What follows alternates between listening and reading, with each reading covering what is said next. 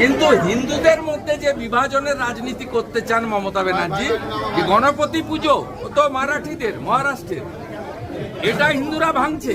রামনবমী ও তো ইউপির, ওটা হিন্দুরা ভাঙছে।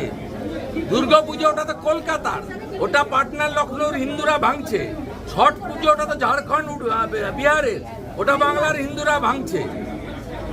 অতএব বাংলার হিন্দুরা আজকে হিন্দুদের যে একটা গোটা বিশ্বব্যাপী ব্যাপ্তি রয়েছে, সেই ব্যাপ্তিটাকে যারা নিজেদের চেয়ার বাঁচানোর জন্য আর একটা বিশেষ সম্প্রদায়কে তোষণ করার জন্য যারা হিন্দুদের মধ্যে তাদের দেবদেবী, তাদের ধর্মীয় আস্থা, তাদের ভাষাকে বিভাজন করতে চান, এইটা বাংলার হিন্দুরা ভাঙছেন, প্রাচীরটাকে ভেঙে গুড়িয়ে দিচ্ছেন।